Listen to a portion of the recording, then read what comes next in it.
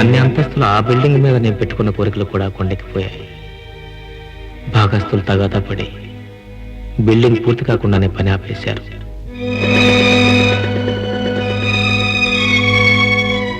భారత్, ఉద్యోగాల కోసం ప్రయత్నం చేసి అలసిపోయాను. ఇక నా వల్ల కాదురా. నువ్వు అనుగ్రహిస్తే నాకు సత్యానికి కూడా ఉద్యోగాలు వస్తాయి. ఉన్న ఉద్యోగమే పోయి నేను బాధపడుతుంటే మీకు నేను ఏ విధంగా సహాయపడగలను చెప్పి. అది కాదురా, నీ పాటంటే పడి చచ్చిపోయే అమ్మాయి ఒకటి ఆ ఇంట్లో ఉంది. నువ్వు హాల్లో వచ్చి అలా నిలబడితే చాలు, మనందరికీ ఉద్యోగాలు వస్తాయి. ప్లీజ్.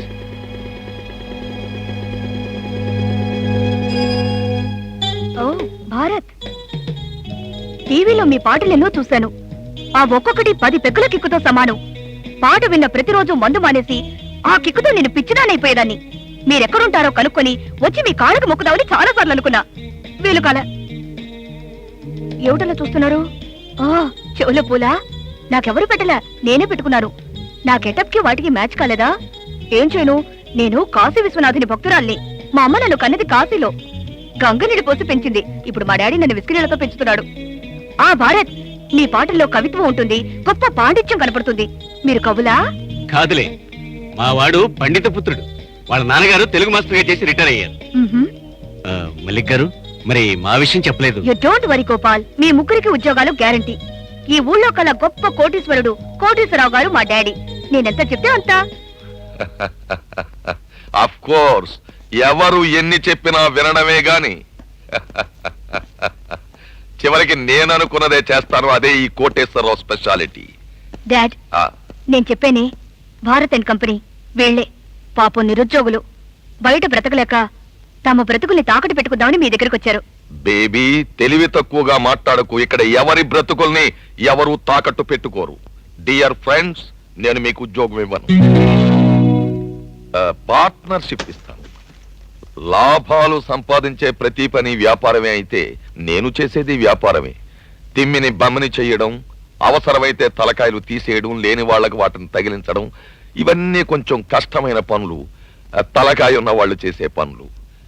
మీకు ఇష్టమైతే ఈ ఎంటీ స్టాంప్స్ మీద సంతకాలు చేయండి. మీరు సంపాదించే ప్రతి రూపాయిలోనూ పావలా మీ వాటాగా ఇచ్చేస్తాను. అదే మన అగ్రిమెంట్. ఎక్స్క్యూజ్ మీ, ఇది తాకట్టో అగ్రిమెంటో మాకు తెలియదు. మిమ్మల్ని నమ్ముకున్న వాళ్ళంతా బాగుపడ్డారు, మాకు కావాల్సింది అంతే. గోపాల్, భారత్, నువ్వు కూడా పెడితే బాగుపడతావు. Shut up. 17 సంవత్సరాలు కష్టపడి నేను ఎంఏ డిగ్రీ సంపాదించింది నీతిగా నిజాయితీగా బ్రతకడం కోసం. నా చదువుని తెలివితేటల్ని అమ్ముకుని ఒక మంచి ఉద్యోగం సంపాదించడం కోసం.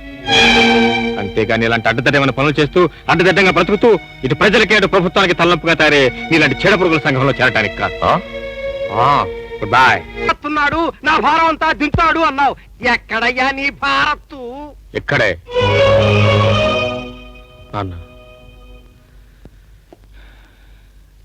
ఆ ఉద్యోగం కూడా పోయింది.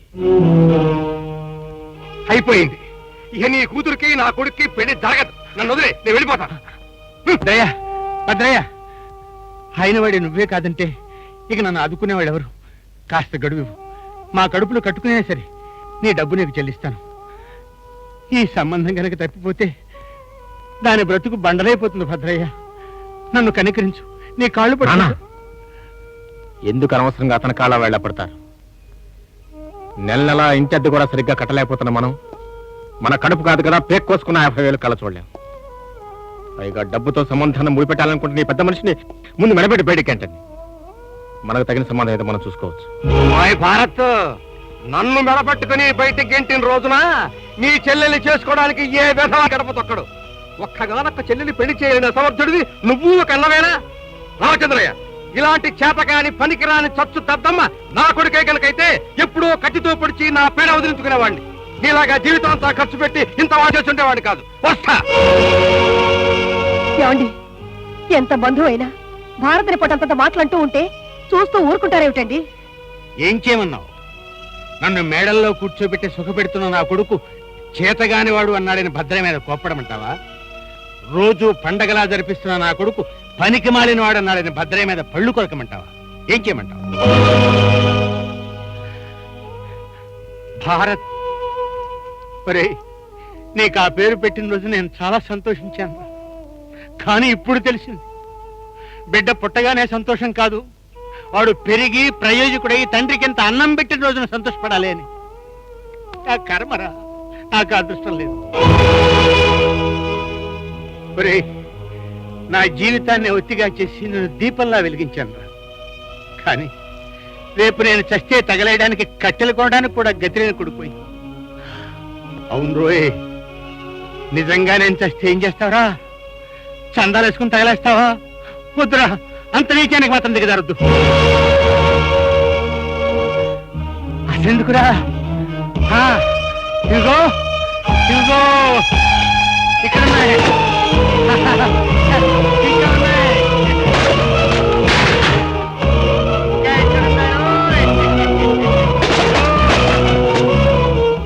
నా కష్టార్జితంతో నీకోసం కొన్న ఉద్గంధాలు ఇవి. రే, ఇవన్నీ ఒక చోటు చేర్చి మంట పెట్టి ఆ మంటల్లో నన్ను తగలేసిరా, నేను సరాసరి స్వర్గానికి వెళ్ళిపోతాను. రే, అన్నట్టు నీ దగ్గర డిగ్రీ పేపర్ ఉండాలి కదూ. నేను చచ్చిపోయిన తర్వాత అది కూడా నీ దగ్గర ఉండకూడదురా. దాన్ని కూడా ముక్కలు ముక్కలుగా చించేసి నా చితి మీద పోల్లాగా చల్లి. అదే నువ్వు నాకు చేసే కడసారి సేవ. బాబు, దాంతో ఈ తండ్రి రుణం నీకు పూర్తిగా తీరిపోతుందా? పూర్తిగా తీరిపోతుందా?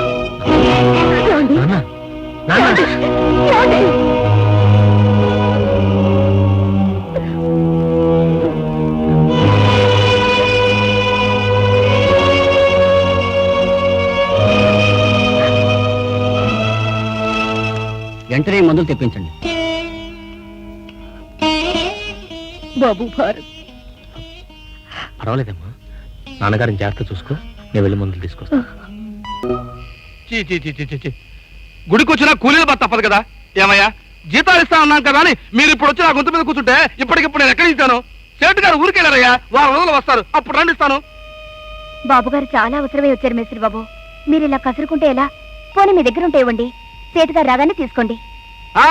నా దగ్గర నీ తాతగారు తెచ్చిపెట్ట ముల్లే లేదు ఇవ్వడానికి తీసుకోవడానికి. తర్వాత రండి. సమయానికి అబ్దుల్ భాయ్ కూడా లేడు. ఇప్పుడు ఏం చేయడం? బాబు, మీరు ఇక్కడే ఉండండి, నేను ఇప్పుడే వస్తాను. తులసి, ఎక్కడికి? వచ్చి చెప్పాను, అంతవరకు అక్కడి నుంచి కదలకూడదు. కదిలేరా నా మీద ఒట్టు. తులసి, తులసి. ఓలమ్మ తులసి, నా మీద నీకెంత దయ కలిగింది. నా హృదయం చూడు, తక్కిళ్ళ కొట్టుకుంటుంది. ఆగు, నేను అడిగింది ఇచ్చిన తర్వాతనే నువ్వు కోరుకునేది నేను ఇస్తాను. దానికే డబ్బేగా. ఇందా 20 రూపాయలు. 20 రూపాయలు. నాకు 2000 కావాలి. ఓమ్మో, 2000? అవును, అప్పుడు మీరు ముగ్గురు కలిసి నాకు వెల కట్టారు. ఇప్పుడు నాకు నేనే వెల నిర్ణయించుకున్నాను. కొంచెం వెల జాస్తి తోసి. ఇవ్వలేకపోతే మూతకళ్ళ మస్తాన్ దగ్గరికి వెళ్తాను. వద్దులే, నేనే ఇస్తాను. 2000 తులసార్పణం. ఇందా. తులసి, నా తండ్రి మందుల కోసం నువ్వు త్యాగం చేయాలని చూస్తే ఆ త్యాగం నుంచి పుట్టే పాపాన్ని నేను భరించలేను. నువ్వు మా అన్నాన్ని నమ్ముకున్న నా తండ్రిని బ్రతికించాల్సిన అవసరం లేదు. ఇంకెక్కడ మానం బాబు, వీళ్ళ చేతుల్లో ఎప్పుడో అవమానం అయిపోయింది. సాటి కోలిదాన్ని మీకు సహాయపడగలిగితే నా బ్రతుకి కావాల్సిందే ఉంది. సాటి కూలివాడిగానే నేను అడుగుతున్నాను. ఇంకెప్పుడు ఇలాంటి పాపిస్ పని చేయని నా చేతిలో చేయవేసి ప్రమాణం చేయి. సుబ్బిశెట్టి, నీలాంటి కామాంతులు ఈ దేశంలో ఉన్నంతకాలం ఆడదాని గతి ఏంటి? మరి ఎప్పుడైనా తులసి కోసం నువ్వు ఎలాంటి ప్రయత్నం చేసినట్టు తెలిసినా నీ ప్రాణం తీస్తాను. ఏం తీస్తాను? ప్రాణం తీస్తారు. Get out! బాబు, మరి మీ నాన్నగారికి మందులు? బాబు, ఇవ్వగా నీ మందులు, నీ బిల్లు 530 రూపాయలు. సారీ సార్, నా దగ్గర 30 రూపాయలు మాత్రమే ఉన్నాయి. ఏంటి జోక్ చేస్తున్నావా? నా టైం అంతా తిన్నావు కదయ్యా.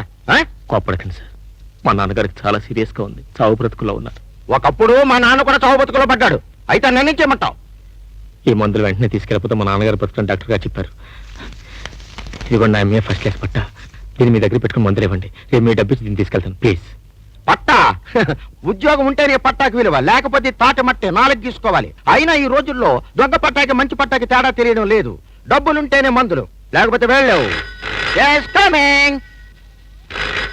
హలో ఎస్ ఇది మందుల షాపే. ఏమిటి మెక్డోల్ విస్కీ కావాలా? ఇది ఆ మందుల షాప్ కాదండి, ఇది ఈ మందుల షాపు. ఏమిటి నేను వేసుకున్నానా? నువ్వే ఫుల్ వేసుకుని మాట్లాడుతున్నావు. నువ్వు ఫోన్ పెట్టేస్తాను, నేను పెట్టానా? ఎక్కడా? నేనే పెట్టేస్తున్నా. దొంగ దొంగ ఏయ్, దొంగ దొంగ.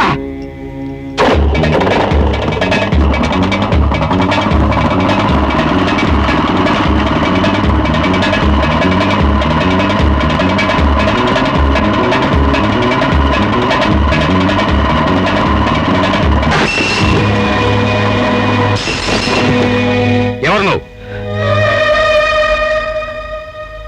భారత్,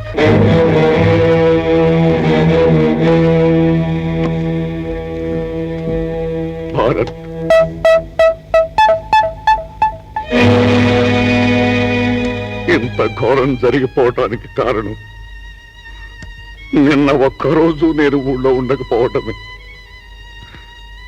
నేనే గనక ఊళ్ళో ఉంటే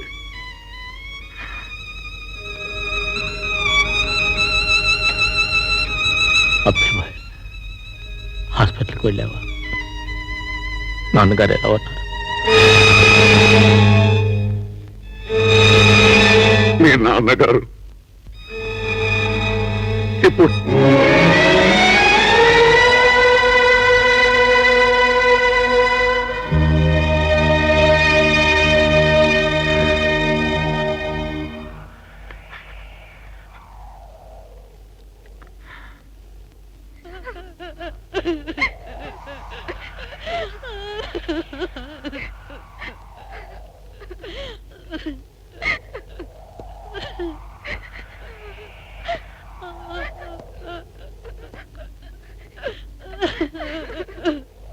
అమ్మా,